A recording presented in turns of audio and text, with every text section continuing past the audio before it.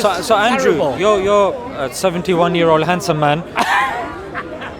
I'm curious. Yes. What is your belief with regards to the supernatural?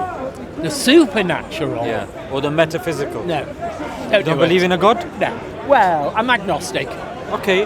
So there might be one, but I'm not focused on it. It's not a big issue. So out of interest, because obviously when we come to Speaker's Corner, it's always interesting to hear the beliefs of people and see the morality that they follow and what drives them in life. So out of interest, when you see all the complexity and the design, what do you conclude? Where did all of this design and complexity emerge from? I think it was random. I'm very much of the view, Darwin. The Darwin. I mean, I'm a product of the society and the country in which I grew up. Andrew, did you know that Charles Darwin, when he came up with the theory of evolution, he didn't denounce God? No. So, I'm not. That's why I'm agnostic. My father was an atheist.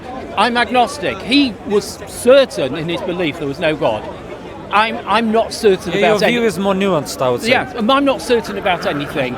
There might be a God. How can I know? People, I go around here. I only come to London occasionally. I'm from Leeds. Yeah. And I've come to see my daughter because she's pregnant. And she's lovely as my daughter. I hope the pregnancy and the delivery goes well. 3 weeks to go, so I'll have a little baby. Yeah. Another grandson. And what I'm saying is, my father's now, I'm agnostic. I actually don't know. If I walk around here, what frightens me is a Christian who knows every word of the Bible, but is the Bible true? Did Jesus write it, or whoever was spared, the four Gospels? Or you'll see a Jew who said this is the word of God, or Moses, or he got this, and you see somebody who is Muslim who got the Quran. How do we know? 1400 years ago, is it true? They spout it word for word as if it is God's word. Yeah. But the things I would take issue is how true is it? I personally get my morality perhaps from society, perhaps from Greek philosophers, perhaps from Who in particular? Nobody in particular, but just a sense of what is right and what is wrong. Right. Things are right, things are wrong. Okay. Help the weak, help the poor. Yeah, very good principles. Don't do violence, don't do murder. So let's go back to your initial point, which was you believe all of this design, some that we can measure objectively, like the Fibonacci sequence, the golden ratio, the golden spiral, etc., symmetry that we see. You're a very erudite man. The Fibonacci. Have you got a degree in maths? No, I don't, but you are well educated. Thank you. It's the points that you're mentioning. I think you're making good points, and I feel that if I'm coming to Speaker's Corner, I should, if I'm preaching a certain philosophy or certain religion, then I need to have the backing to justify it. So that's why the questions that you've made, yes, I believe I can present to you a coherent, cogent, logical view that when you speak to, say, people of other faiths, I think you will more incline towards the view that we present, because I think it will satisfy, hopefully, your logical and deductive capability and inquiry. I've inquired widely over the years. I have taken a view to be accepting of all peoples. As we all should be. Yes, and not to particularly identify with any particular sect. I suppose in this country everybody nominally is Christian, if they're nothing else, because Christianity is established. Yes. With the Archbishop and the monarchy and all the rest. It's the established religion, but it's a very tolerant religion. If you compare it to, say, Iran, which is a bit extremist, I accept, but they have a theocracy, and it's not very tolerant of other people, whereas English Christianity is very tolerant of most people. From the theocratic point of view, the governments of the people might not be, but Andrew, I mean, I would also pass the buck on to you in terms of, I think you're intelligent as well. And I used to be. I would say so, and I'm sure you also understand not to conflate the adherence of a faith to the doctrine and to the theology itself. You can have a theology, but it doesn't guarantee that the adherence will be an accurate representation of that. I'd go with you. I would absolutely go with you. And my personal dislikes are anybody who's extremist, what I call extremist enough to say, I am a Muslim, therefore everybody else is wrong. I am a Christian, therefore anybody who is a Christian is wrong. to not accept a lot of these people genuinely believe in God, and God might be, if there is a God, he might be up, or she might be up at the top of a mountain. There's a lot of different paths up that mountain. Whether you take the Muslim, the Islam view, the Christian view. Do you believe in absolute truth? I'm not absolutely certain what you absolutely mean by an absolute truth. This is a very philosophical concept. So I think absolute truth is more like an axiom, in the sense that yeah. either you're here or you're not here. You can't be here and not here at the same time, right? Are you getting Cartesian here? No, I don't think, therefore I'm not. I think Descartes was refuted by Leibniz and those guys. Yes. Better than myself. And I don't understand most of it, although I like Schumpeter, but that's more at an economic level than, and I prefer him to Keynes. But we're talking. But you do believe that, if somebody's been run over and you see their body, you believe that they exist, that they're there, as opposed to not being there. So there is truth. Okay, there's this sort of what do they call it? This myth. I've forgotten the correct word.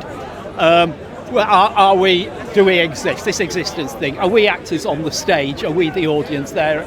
I've heard that. This concept of existence, it's all relative to how do you know. So I'm not sure. But that's good for philosophers sitting on their chairs, yes. smoking weed. Yeah. and that's fine. They're welcome to that. You'll float off your chair if you smoke too much weed. But I mean, when we're going home, if you're going by car, you believe that you exist, your car exists, you believe your road tax exists, you believe the red light exists. We don't question that when we're on the way home. It's my reality. There you go. And whether anybody else, whether I'm having this dream, this could all be a dream that I exist. That is a bit esoteric. And this conflation idea, I don't know. But Andrew, here's what's interesting. When it comes to making money, when it comes to, say, our daughters, the kids, you would never go to your daughter and say, you know what? What's the point? What's the point of the kid? Maybe it's a dream. Why go to the hospital? Maybe you don't exist. Do you see? There, you definitely exist. She exists, and that child exists. She could exist in my dream. But would you ever tell her that when she's going through labour pain, Dad, help me? And you're like, I may or may not exist. Maybe. That would not be the right time to have a philosophical discussion. Yeah. But you don't believe that, Andrew. It's nice as a sitting around the campfire talk, but yes. Practical, let's be honest. Well, the practical, I am an agnostic. I am very uncertain about most things, and I am not, fearful is the wrong word, but a tad apprehensive about people who are certain about things. I'm thinking, where do they get their certainty? And that's good. Questioning is good. That certainty can move out to extremism, and once you're an extremist, you actually feel justified in killing other people because you're right, therefore they're wrong. There's extremism everywhere, unfortunately. Yes, I don't disagree in business. Yes. In police, in every aspect of society, and that's why. But I think it's very important to stay in the middle part. This is what the Quran says. But religious extremism has driven a lot of violence over the centuries. Even now, that's my belief. I could be wrong. Yeah, I mean, that's a perception. There's a scholar called Karen Armstrong. She used to be a nun. She's written a book called Fields of Blood, and she looks into all of these quote-unquote religions that have committed violence. So she's concluded that a lot of this violence, if not all, has been due to geopolitics. Yes. Yeah. It's tribal. Yeah. If that's an appropriate word. So do the Gazans hate Israelis, or the Muslims hate Jews? And you talk about the conflation earlier. Yeah. That is, they don't necessarily conflate. There's a lot of people. Yeah. There's a lot of places geographically where Christians. I mean, once upon a time, the Prophet Muhammad, one of his wives, peace be upon him, was ethnically a Jew. A lot of people don't know this. So they may and lay all sorts of accusations, and Karen Armstrong further elaborates on this, and she says it's only after land came into issue, that's when people started weaponizing religion. Tribal and geopolitics. Yes. If you go back a further 600 years back from the Prophet, if I'm not mistaken, Hagar gave birth on the knees of Sarah to Abraham. Was it Ishmael? I mean, you don't believe in religion, so that's mythological to you, isn't it? No, I'm familiar with it, but that's the history. There's you can we know don't- about yeah. the history of theology, and it's interesting, like history generally. But let me tell you something, Andrew. The Quran is the only book that of the ancient religions that claims to have manuscripts dating to the time of preservation. The Jewish times of preservation. Did you say? yes, the time of the Prophet. Oh, well, is that preservation? Is that what it's called? Yeah, the preservation. As in preserving something. Yeah, because it was revealed to the Prophet. It was revealed to his heart. So it it was wasn't a revealed verbally. revelation. Here's the distinction. It was revealed to the Prophet Yeah. verbally. Then the Prophet narrated it, and it was written down. Oh, right. Yeah. Maybe the correct word I should have used was compilation. A compilation. Yeah, A maybe that's sort more of accurate. revelation compilation. Sorry, when you said preservation, I'm thinking of preserving. Yeah, my but I mistake. said, sorry, Yeah. my No misunderstanding. problem. No, my mistake. So over here we have manuscripts dating to the time of compilation. Yeah. The New Testament, the closest complete manuscript that they have is 300 years after Jesus. Oh, yes. If they yes. argue, the okay, disciples had very different stories to tell. and There's if, a lot of and inconsistency. if they argue, like, look, you're misrepresenting us, well, we got short. Okay, no problem, 100 years after Jesus, but not from the time of Jesus. The Old Testament, they definitely don't have anything dating to the time of No. Moses. So it's all well and good making these claims, but I would argue that in terms of the veracity of scripture, I would say the Quran's case is more stronger than the others. Number one, in terms of manuscript that I mentioned.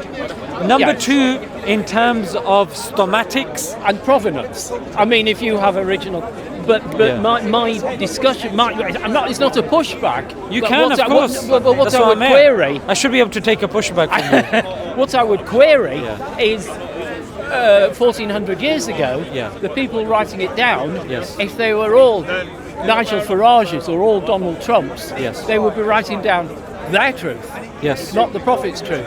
Yes. So, and we can't go back to find out. Well, technically we can. That's why I gave you the term stomatics. You could do time travel. Well, through literature we can. Through literature we can. Just like you were time traveling when it came to Hagar and Well, Ishmael. yes, we're discussing the Yeah, past. you were. So there is a degree, especially when you look into history and you look at Princeton's Guide to History, there's ways that we can discover, that decipher, and especially using the fields of stomatics, we look and we analyze the Hijazi script, we look at the shapes, we look at the use of dots and markings.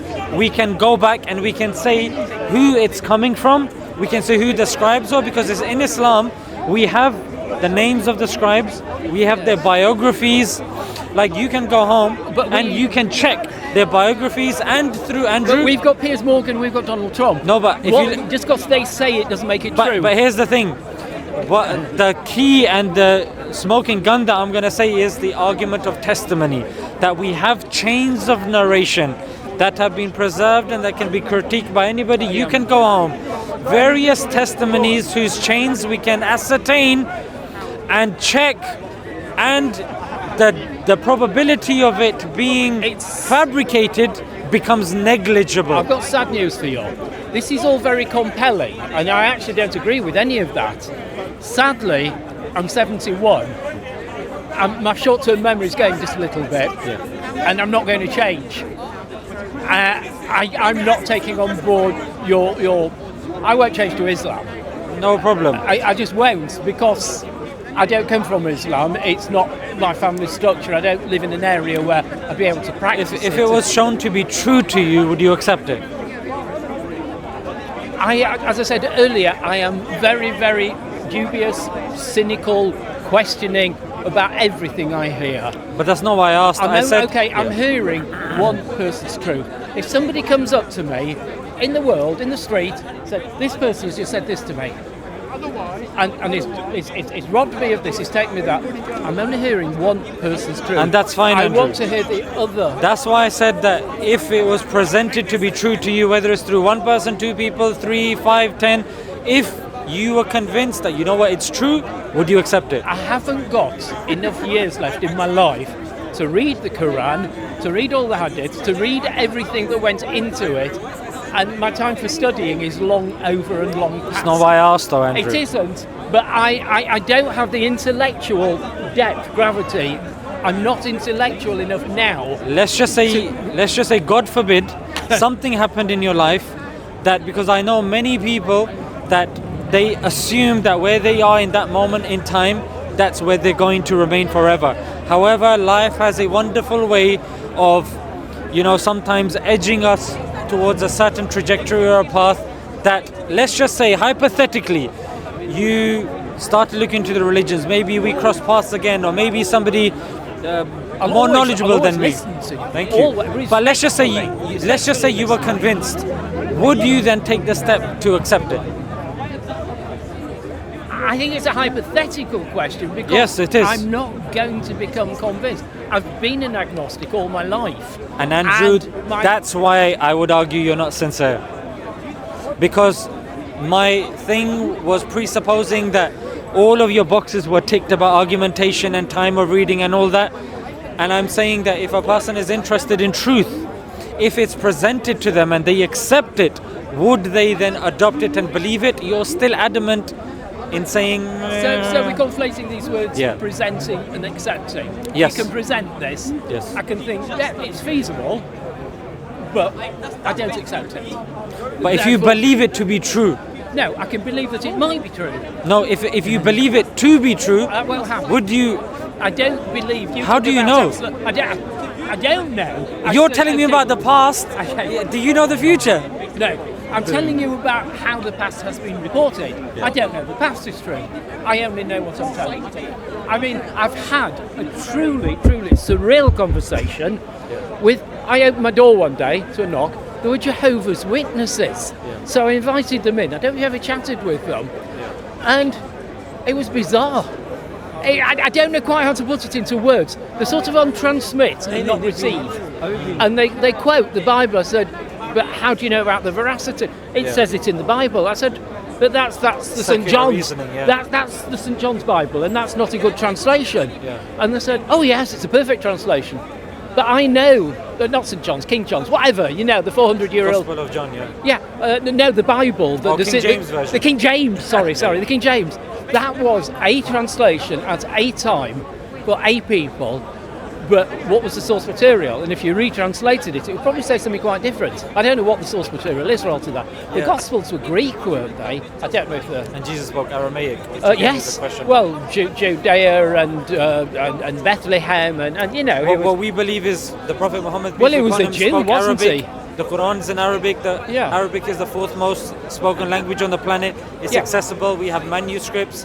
We learn and memorize the Quran from page to page. Therefore, if all the holy scriptures are burnt, it should be right. Quran is the one that can be written word for word. So something that clearly comes from God has to obviously be, in a way, uncorruptible. But don't the Jews do that in Hebrew? I mean, that's a very old language. They don't have chains of narrations going all the way to Moses.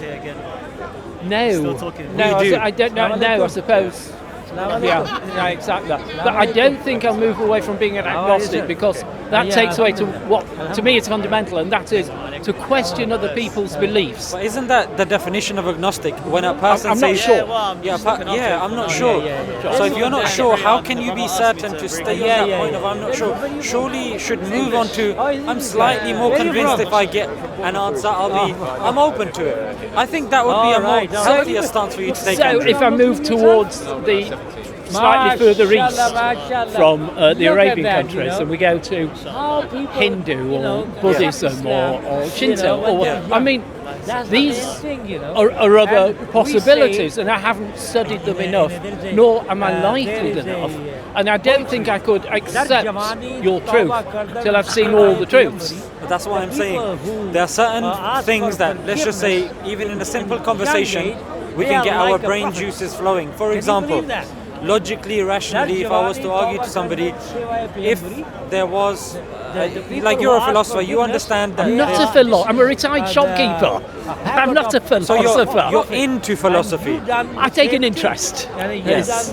So when a person looks into philosophy, there's certain terminologies that tend to creep up again and again, which is contingent beings, or contingent existence, or a necessary existence. You are brighter. You are more erudite than me. I'm not familiar with all the philosophers. I will elaborate on anything you don't understand, just so you gain some sort of insight before you leave today. Do you know what?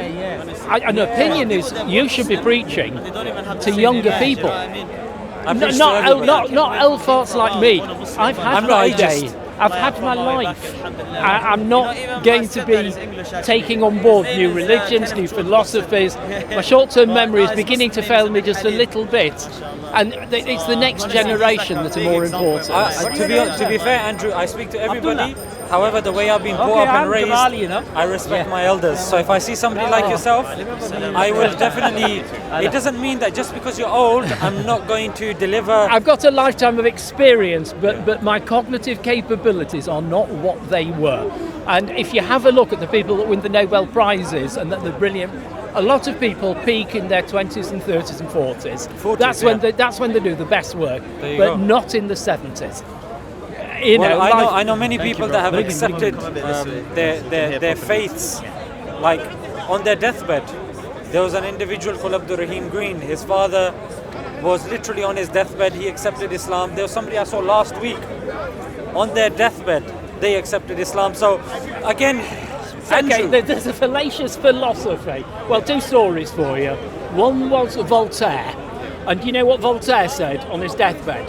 The Catholic priest came to him and said, "Will you renounce Satan?" on his deathbed. And Voltaire says, "Now is not the time to be making new enemies," which I thought was quite clever.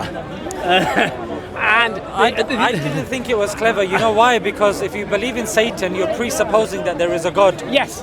So I think he made a fundamental error there on his deathbed. But he was on his deathbed. Yeah. But Andrew, don't underestimate yourself. In our faith, you know what we're taught. We're taught, regardless of the age of your parents, we don't have this culture of sticking them in old parents' homes, of even saying "oof" to them, like a sign or a sound of uncomfort or being disturbed by them. We don't believe this. Can I tell you something that I respected enormously in my lifetime as a shopkeeper? Yeah. I had a post office. I was a postmaster. I come from Leeds, but my post office is in Bradford. About 90% of my customers were Pakistani Muslim, because Bradford is just famous for it. What I respected was these people were desperately poor. They were living in tiny houses, back to backs. I don't know if you're familiar with them. 1 or 2 bedroom houses. The before generations, it's the man shouting. The before generations, and the children looked after the grandparents. What you just said, you don't put your grandparents in a care home. You look after them until they die. Yes. And I thought, wow. We used to do this till 100 years ago, till the modern state started. I don't know if I could cope. I lost my mother 4 weeks ago. She was 93. Thank you, that's kind of you to say, whatever that was. She was 93. She'd had dementia for the last 3 years. She didn't know who I was. I actually thought it was a blessing. She had no awareness of herself, of her surroundings, of me. And I thought it was a blessing she died. She could well have been in pain. She could have been suffering. And I didn't know. There's no theology involved there. It was just my mum, and I didn't want her to be in pain. You know, it's a long way from this current thing going through Parliament about this euthanasia they're talking about. Yeah, they want to bring that in, yeah. A long way. But if you've had dementia for 3 years and you've lost all your marbles. Yeah. But I respected that. But it wasn't just the Muslims. The Sikhs were doing the same, and the Hindus were doing the same in Bradford. So I took a view that this is probably a Southern Asian custom that you live as an extended family. Marvellous to have that much respect for your parents, your grandparents. But there's a slight difference. The extended family concept is more cultural. However, the respecting of parents is more scriptural. You won't hear in the scripture for us to live in extended families like in one home, 4 or 5. That's not a scriptural thing. That's more of a cultural thing to survive during times of colonization in which we're struggling hand to mouth and during tough times. However, the scripture tells us even if your parent is living, 5 blocks away from you, this is how you conduct yourself with them. Hang on, isn't that in the Jewish and Christian 10 Commandments? Is it? Oh God, this is 60 years ago, Sunday school. fourth commandment. What's the fifth commandment? Respect thy mother and father, that your days on this earth might... It's one of the Ten Commandments, isn't it? Yeah. It's one of the Probably. basis of Judaism and Christianity. Yeah. I think this man is going to look it up in his Bible now. I think it might be number 4 or 5 of the Ten Commandments. Which command you asking for? This is the Christian, Jewish Old Testaments, the Ten Commandments. It's number 4 or 5. It's to respect your mother and father. And that's probably would go for the further Eastern philosophers as well. But here's the interesting thing. When you look for a complete and holistic way in which the respect of parents is actually taught, in Islam it's more comprehensive. You will see it in the Quran, you will see it in the Hadith, you will see it in the life of the Prophet, peace be upon him, how he was with his mother. However, when you then look into the Bible, how Jesus was with his mother, you see how, again, how Jesus spoke to his mother, and how he even explained and expressed this. What do the commentators say? Mary, yes. Yeah, I don't know how well they get on. Like Mary and his brothers come, the disciples say, they've arrived. Have they found the Ten Commandments? They've arrived, and then Jesus goes... Number 4 or 5? I believe. Respect your mother. Should I read all of them so you can tell me? No. Number 1, I am the Lord your God. Number 2, number 3 is pagans. Number 4, the Sabbath day. Number 5, was it 5 then? Respect your mother and father. 4 or 5? Anyway, it's common across the religions. It's common, but You shall not take the Lord your God's name in vain. he doesn't know his Bible. It would have been quicker taken out Google, mate. And he's a heckler here That's as well. later. That's later. Before that, that's 6, 7, and 8. I mean, this isn't from my memory from 60 years ago. You know the Bible better Since than I went to him. Sunday school. I mean, it's. He doesn't even believe in the Bible. No. If you're Muslim, then you go into the Quran, and this is that. No, but he's supposed to know this. You're supposed to know. Well, the Ten Commandments are the basis. I would have thought so as well. He's heckling everybody here. I don't know what's going on today. I'm just helping the brother out. Actually. Well, you're not helping him. Where are the Ten How am I hacking if I help It's him? been 5 minutes and you can't give him a single verse from the Bible. Which one he's asking Took for. you 5 minutes to give him one of the commandments. I just showed him. Okay. You should know the commandments by heart. Really? Ten What about Yes. Muhammad? You should know it by heart. Lord, What's that got to do with what I've just asked He's you? supposed to follow the Ten Commandments. Which you guys are talking about right now, right? Why does he have to follow the... I was just helping him with No, you are a heckler. I'm aware of you. Just look at you, how you're raising your voice. Scared of you. How am I scared of you? How am I scared of you? I just opened up the scriptures. that I one. said that you call me a hackler. Look at number 12. You said I'm a hackler. Why am I coming this close? Look at number 12. Go to Just the read it station. This man. Very, Well, you very want to go quickly. to Central No, Line? that one. or Number Blotch? 12. Just read it to him very quickly. Yeah, where it says 12. It says honor your father. and Look, your what you're mother. doing is we're having a very polite Oh, well, conversation. yeah, this is just You've history. involved somebody who's known to come to Speaker's Corner one's easiest? and just ruin conversation. Green That's what he does. Oh, right. Do you want to say salam? Because his truth is the only truth. Well, he's somebody that aggressively pushes it. Now, you saw me. Did I raise my voice in a way that made you feel uncomfortable, that made you want to leave? Do you see? You raised your voice to the girl that raised her voice to you. Yeah. Not to you, though. That's reasonable.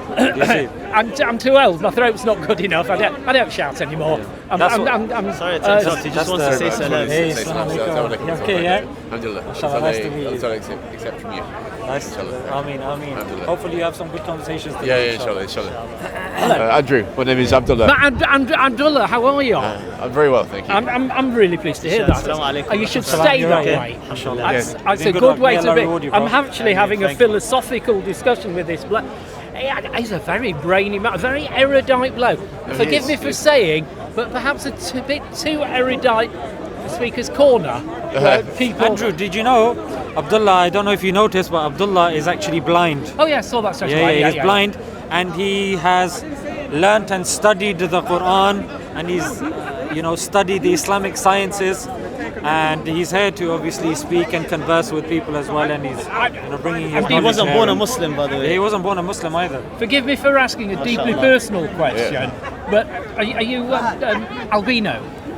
No, just. It's just a fair thing because I've known one or two albino people, and their eyesight British, always right? goes. No, I was partially sighted, then glaucoma took over. Oh right. So I lost that at 14. Got it. And then I became Muslim at 17. 70? 17. Oh, 17. Oh, right. I think I'm He was born here. He's English. Okay, He's yeah, up- he's born here. Oh, yeah. He's an Englishman like you. Oh yes, it's. This is. I think this man. I've forgotten. You tell me 3 times. I'm not sure. I So don't I remember have a unique names. name, Zishan. Zishan. I'll have forgotten again in 10 seconds. No problem. I think this man is too erudite to be at Speaker's Corner. You're So what does erudite mean? You're not polemical enough. You're not radical enough. Erudite. Sorry, I'm using words. Radically kind. I'm radically patient. Erudite is somebody who is basic, not just clever, but is Articulate. learned. Learned rather than clever. I don't know, how would you define erudite? Probably articulate, Articulate. well-versed. Articulate, yeah, things like that. You can have clever people, I would but they can be beg to differ. stupid. I've watched his videos. I think he's quite good, mashallah. Yeah, some clever people are quite stupid. You know, I've known, I can't. It's only for a sore threat. I could go for So- anyone who sees themselves as a clever person, you know. Yourself, you are Christian, or Sorry, say again. are you Christian yourself? or- I'm a confirmed agnostic. Okay. I'm a radical agnostic. I'm an extremist agnostic. Extremely confused. The only believe- people I'm not comfortable with Okay. are extremists. do you feel? Do you believe in God? Well, I'm agnostic. So Okay, but you can still believe in God and he then might, not be I might sure or I on which. might not. There's a great deal of uncertainty. We were having this discussion about an hour ago. Okay. I am very uncertain. One thing that scares me a little bit, as I said to, not Vishnu, Zisha. I've forgotten again if I No say. problem, I'll remind you again. Thank you. I'm so sorry. A short-term memory loss. Not good No on problem. names. I worry about people who are certain about things. Let me know- Unless it's 2 and 2 is 4 or something like that. When it comes to theology, whether you need faith and belief rather than hard knowledge. Should I tell you what makes Muslims different though? Is our Quran literally tells us, if you find one mistake in here, then it cannot be from God. So as Muslims, we have an open mind, because if you were able to come and show us a contradiction, or if you were able to produce a verse in the Quran, like the Quran, something similar, literature-wise or whatever, then we would leave Islam today, wallahi. So but no one can do that. No, so we're we're somebody going to stay else- Muslim forever. Somebody else wrote another theological book, and a new false prophet came along on that, par with the Quran. that had no contradictions On in par it. with the Quran. No, a false prophet comes along, writes a whole thing like these. Had not only the Jehovah's Witnesses, had some other funny people call on the door. Morons, that's it. The morons knocked on the door, and that was Latter-day Saints. And there was this fellow called Hiram Smith and somebody else Smith, and there was a block of gold, and it was like Tolkien. It was like a big fairy tale. I mean, a lot of these things are. So you need belief and faith. But you think their book is equivalent to the Quran in terms of the way it's written? No, I didn't. I'm not conflating those two. So what's your What point I'm here? saying is that a new false prophet could come along. It could write a testimony. What would you call the Quran? It's not a But testimony. we're not dealing with kuds here. word We're of dealing God. with woods. The word What has of God. happened? So we have a false prophet who is the word of another God. Although, of course, if you're a Jew, Islam, or Muslim, then there's only one God. But let's pretend I'm an agnostic and there's other religions, and if you're Hindu, there's lots of gods. So he If comes you're around. Christian, there's lots of gods as well. Well, the 3, isn't it? A trinity. It's quite a lot. It's 3 times as many as one. There's the Father, the Son, and the Holy. Yeah. So there's 3. If the Hindu, there's loads of them. And if you're a pagan, there's loads of them. You know. So a new man comes along from a pagan religion, says, "This is the word of God. This is the revelation, the testimony, and there's no contradictions in it." How does that? No, we different say from the It's not about no contradictions. we say The Quran says if you believe this is not from God, bring a verse like it. Bring a single surah like it, like a chapter. Chapters are as short as 3 lines. Yeah. So the Quran is not just miraculous because it has no contradictions. Yeah. A book without contradictions is easy. I can write one line and say Black the is sun white. is perceived as yellow, whatever. Yeah, the sun's shining. Yes. Right, exactly. So the point is that it's miraculous in its nature and its literature and whatnot. Furthermore, this came from an illiterate man. He couldn't read or write, and he produced the most magnificent work of literature we've ever seen. It has multiple falsification methods. Now the falsification method is something which is championed in science. It's used as a yardstick for the veracity of science. So if we just bundle what he's just said, these are various falsification tests that the Quran offers that aren't present in other books. In fact, if you was to speak to a Christian today, you ask him, are there contradictions in your book? An honest Christian would tell you, yes, there are. However, if you ask a Muslim, the Muslim would say, no, there cannot be, no, there is not. So that's the thing. When it comes from something other than God, then naturally there would be certain things that don't measure up to other things mentioned in the book. That's one aspect. And the other thing is, you're absolutely right. And this is a problem that we have today. Loads of people coming and claiming divinity. So one of our ways of deciphering and finding out who is a genuine and who was genuine is through what he's bringing, and that is the prophecies.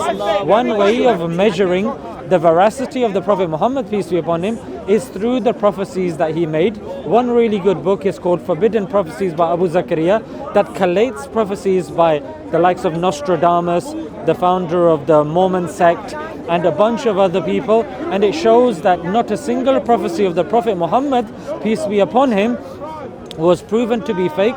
In fact, it was so precise and accurate, something which a false prophet seldom, in fact, it's the cardinal sin for somebody that does cold reading, or for somebody that is...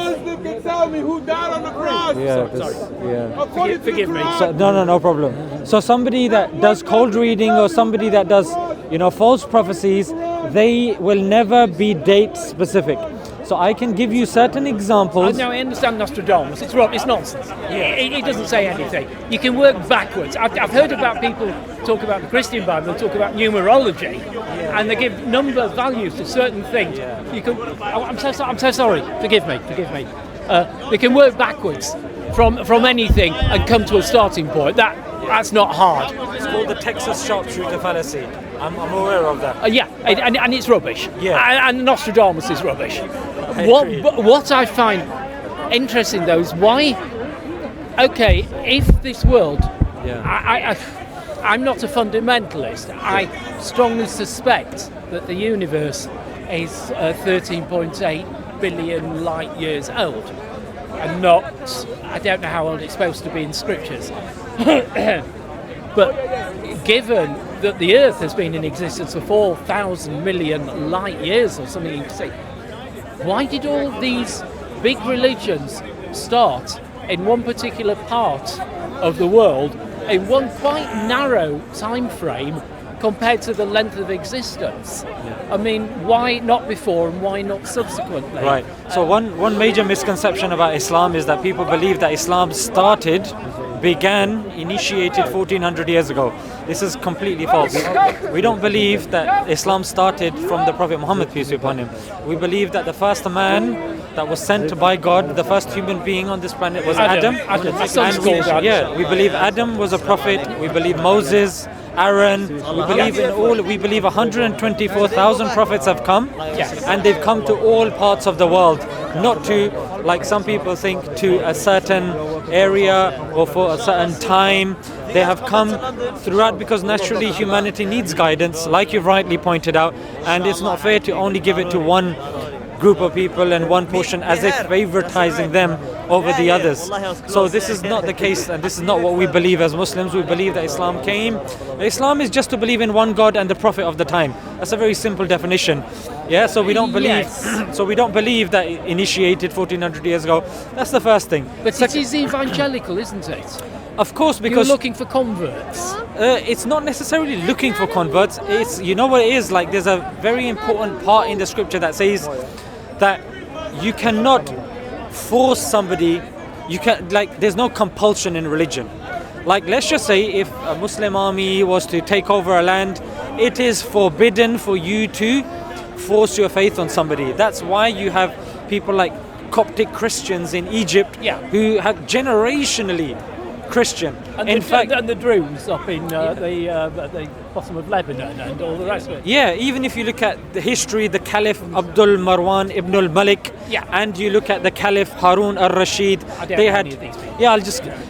had Christian physicians, they had Christian tutors that were very well off.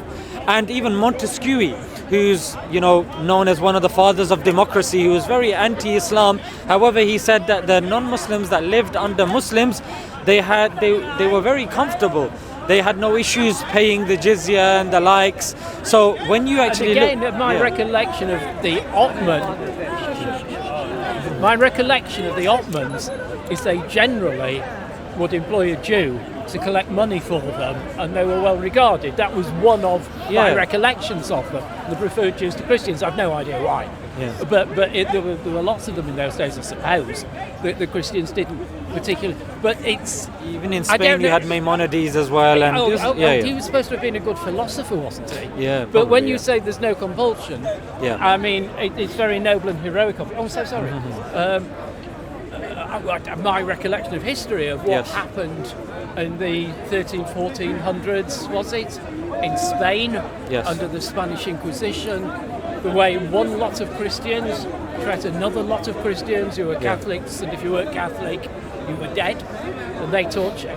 Quite barbaric. That's what Karen Armstrong says. I think it was either Karen Armstrong or somebody else. She said that it's not possible under Islam because we didn't have our, kind of like a central figure like the Pope, who was obviously disseminating everything. Exactly. It's top down, yes. Hierarchical. Yeah, so for us, I mean, that hasn't happened in the past, and any person that does do that today, you will see credible scholars clearly denouncing it and refuting it and condemning it. So, I went on a holiday 4 years ago, after I'd sold my business, with a colleague of mine from Bradford, and I went to America for the first time in my life. This bloke was also a widower. He'd lost his wife, and he was a Hindu, also a postmaster. So 2 old postmasters are widows. He got up at, I think, 4 o'clock every morning, put a thing round his neck and spent 3 hours. I was very impressed. He was quite devout. Had lots of chats with him. But what he said was his religion is not evangelical. It doesn't seek converts, and it doesn't seek to teach other people about the Hindu religion. And I thought, well, that's pretty different from Christianity and Islam. It's a fundamental break. They are content or satisfied in their own belief of what they are. And it was telling me God has a place for everybody in the world, and you don't have to be a Hindu to be reincarnated. The thing is, I would beg to differ, Andrew, because... Well, that's only what he told me. I don't have inside knowledge here. Because I've been looking into Hinduism, and I debate a lot of Hindus as well. Yeah. We have a lot of fruitful discussions. And I'll tell you, if you speak to 2 Hindus, you will hear 2 different answers.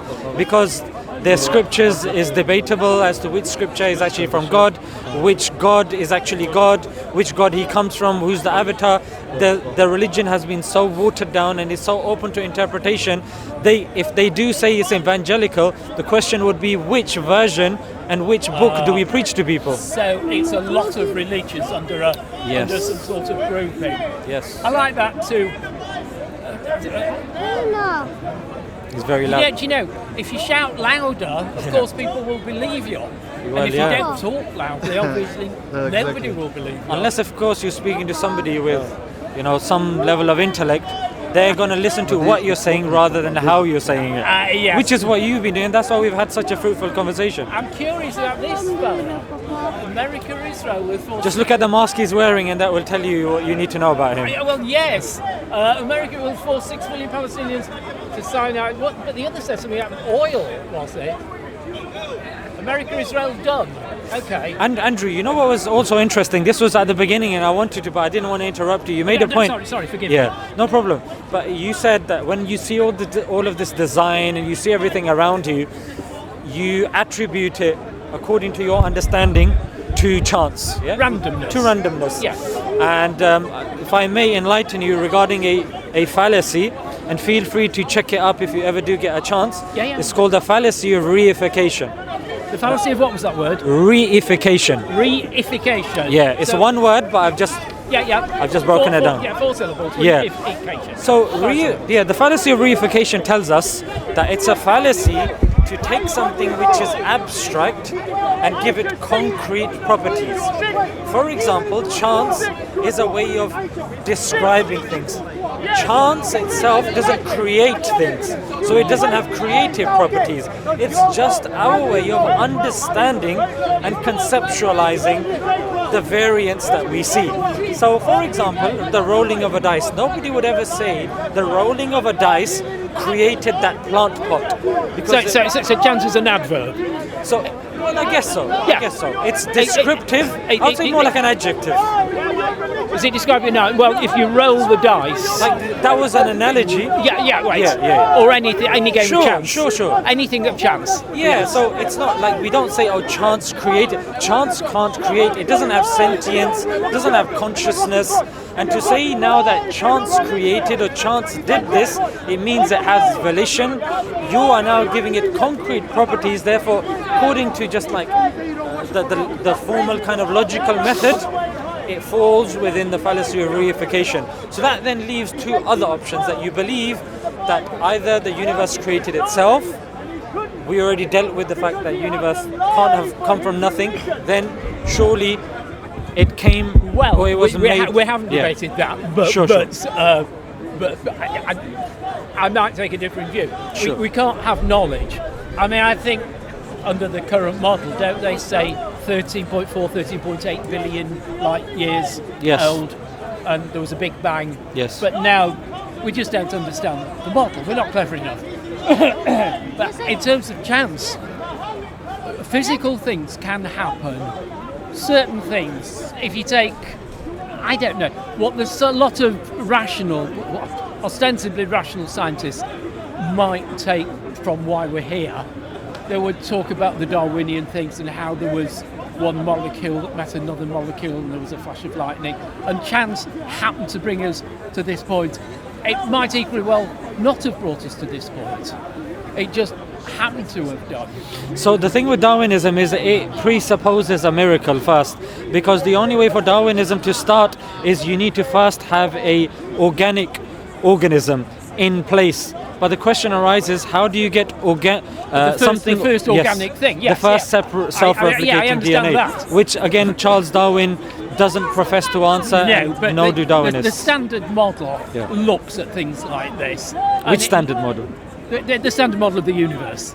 Right. So the standard model of the universe says that Although we it's were, wrong now, isn't it? Because of all this dark matter and this dark energy. It's not necessarily, Andrew. The thing what they say is that dark matter, dark energy, and everything that we see around us emerged from a dense point, and then and then it expanded, and then we have what we see.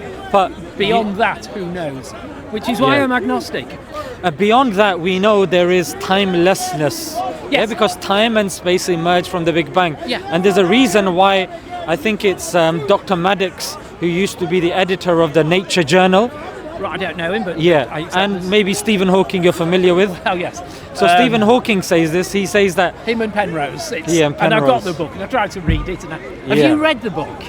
The I'm- Penrose Hawking book? Because it's a very heavy read. I got about a third of the way in. I Yeah, thought, no, it's too. it's for very people like heavy you. read. It's not for people like me. It's for clever people. But no, you're clever as It's well. erudite But you know what? people. Just sometimes you just need to I don't know, just put the couldn't book wait down to and do come this. back after 2 months or No, something. it's too much, and I'm too old now. But here's the thing. You know what Stephen Hawking said when the Big Bang happened? He said a lot of scientists have issue with the Big Bang. Yes. Why? Not because of the science doesn't add up. He goes because it gives credence to creationists and believers of Yeah.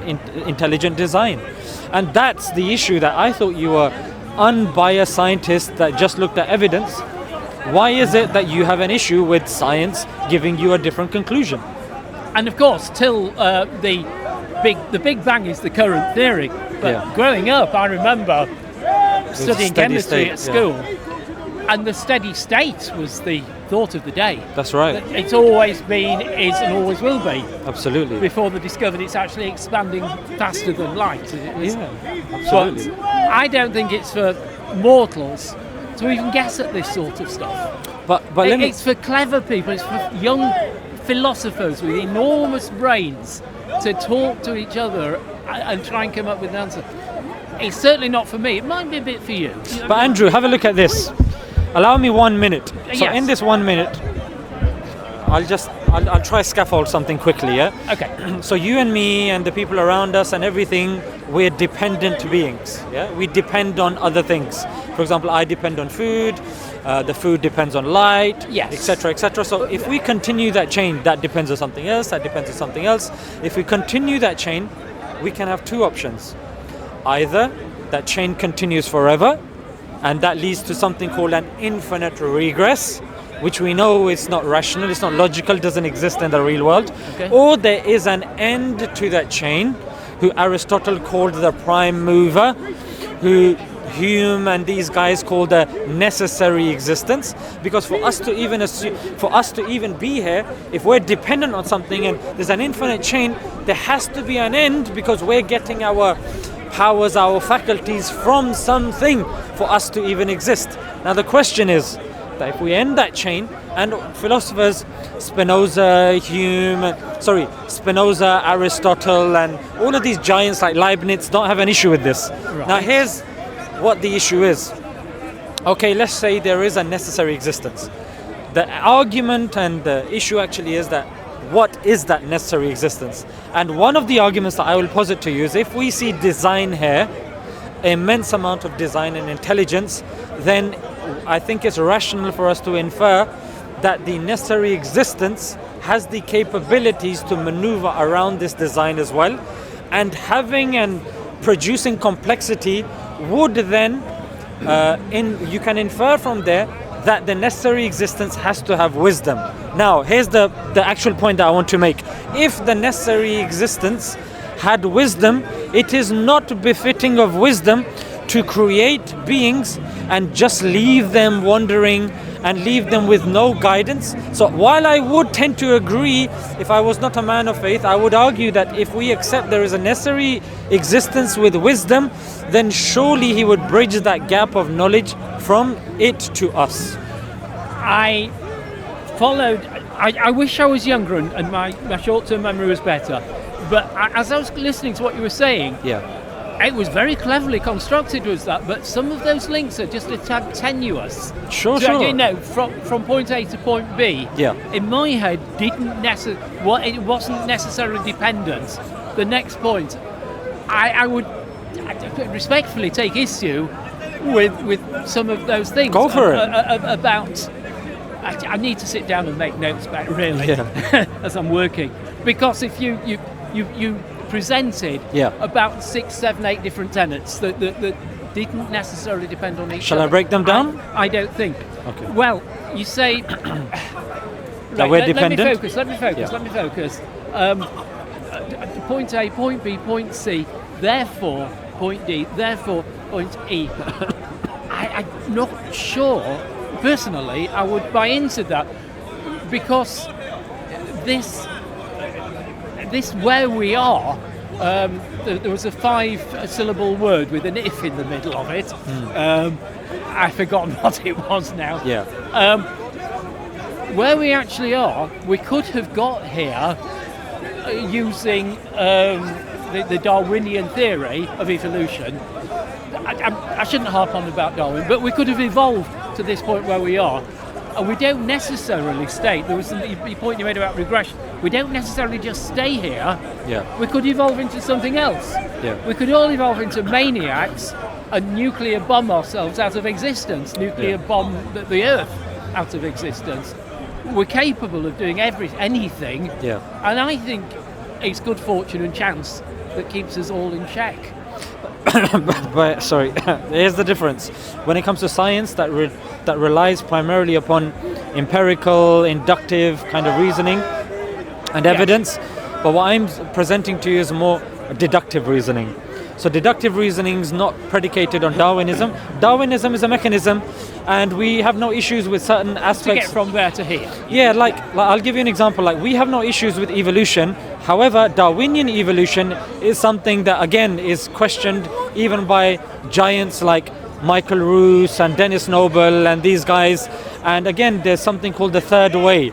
So even amongst academia, Darwinian evolution has issues because what you're doing is you're bringing in something called natural selection and the tree of life. Yes. And natural selection and the tree of life relies upon something called homology, which again is another can of worms. Evolution, i.e. stuff that we can observe, i.e. when we have antibiotics and we develop a resistance towards them, that we have no issue with. So that's the first difference. And the other thing is, look, evolution is a mechanism. We believe God is a creator of mechanisms. They're two different categories. So just because you know how a mechanism works doesn't exclude the creator of that thing. But just because you know how it works doesn't mean there is a God. It could still happen by chance. No, but that's my argument, that just because you know how something works doesn't exclude a designer. I would say, according to the PCR method, the principle of sufficient reasoning, that basically says that anything, that even when you're looking at things, nothing is without purpose, nothing is without reason. And that's when you start getting into the heavy stuff. But if we just keep So nothing can be random? That's why I said that when you say random, even scientists, atheist scientists who believe in something called, it's a position of morality, when they believe that we have no free will. It begins with D. As I keep saying, you're much more learned than I am. I'm not familiar with this. So even atheists, they don't necessarily, not all of them accept that we have free will. Some are determinism. Yeah. Okay. So right. there's a school of thought that believes that no, everything has been predetermined because of the forces of nature. If we were clever enough to understand which way the air goes, which way the sun shines, we can, in essence, predict everything. But that's science and philosophy. That's a bit dubious. I agree with you. Although there are creationists that believe everything that is predetermined by God. They say everything is preordained. I remember, this is just a symptom, but I remember a bizarre conversation I had with somebody once. In my little post office, I was tasked with selling insurance. I was selling house insurance, and somebody said to me, I don't need house insurance because I've never been burgled. Yeah. And then, we then had to start trying to sell life insurance. And I thought, I wonder how that transfers. The Muslim says no, because God decides when I'm going to die. So taking out insurance that either makes a difference or doesn't make a difference. That's just a little anecdote, and I understand it's just symptomatic. We don't believe that God has decided everything and taken free will away from us. We don't believe the two follow. So you can take out life insurance. It's not in God's hands when you die. No, what I'm saying is that when it comes to insurance, there's an issue of riba there, which is usury, interest. There's not saving. Just insurance. Yeah, just so the chances of an old person dying is high and of a young person dying is low, and you pay money. Yeah, that sort of stuff is not necessarily permissible amongst Muslims. Like, we don't willy-nilly take out life insurances and stuff like that. We have other ways of doing stuff in Muslim countries. This is something, it's more like a Western thing, more capitalistic.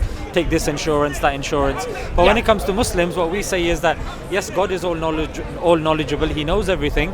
However, we do have free will, and the two don't contradict, because knowing something doesn't imply coercion.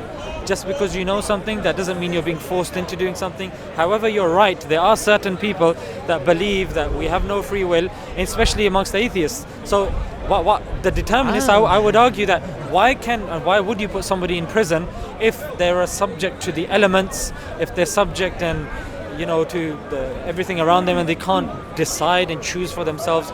Why are there punishments in place? And again, that goes into another issue. That's very deep philosophical stuff. It's been delightful talking to you. Likewise. I'm going to make a move here. Thank you for your time. No, thank you for yours. It's been a delight. This is one thing I missed though.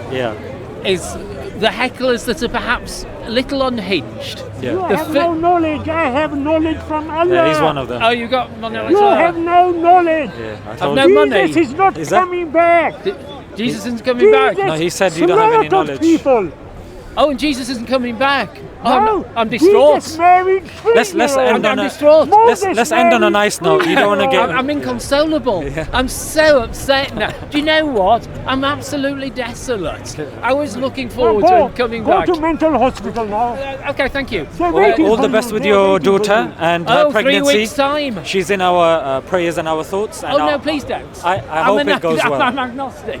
No, I don't think it'll make any difference. But even I think chance will determine the future. but even if you believe in metaphysics and if you look into Metaphysical, right? and This is there's yeah, we're talking heavy. Yeah. there's a scientist called I think Mitch. I've forgotten his name, but he did a study in which he concluded that words uttered positively can emit positive effects. And this has been checked on a number of things. You can try this at home. You have rice and in water, and then you have 3. One of them, just say praise to it. Another one, just shout at it, scream at it. The third one, ignore it. And then just compare the mold growth. It's something you can try at home. So positive words always have an effect. And as a true agnostic, you should always be open to this. I'm very open to it. Otherwise, you're just an atheist in disguise. Yeah, no, as an agnostic, I actually believe in all faiths, in all gods, and if you take a rational view, you'd be foolish not to, because it doesn't cost anything to be a Christian, a Muslim, a Jew, a Buddhist, because one of them might exist, and if you accept all of them, you know, can I ask you a very personal question? Sure. Are you a philosophy graduate? I mean, you're a very erudite man. I've done a bit of philosophy, yes. When you say you've done a bit, have you got a PhD from Oxford or I don't. something? No. It was a postgraduate course. It's not that extensive. Nothing to brag So about. you've done postgrad philosophy. Minor, like 1 year for 1 year. Well, very intelligent, delightful. No, likewise. Chatting with The you. honour's mine. Okay. And I wish you all the best. Be How well. about that? Be well. Take care.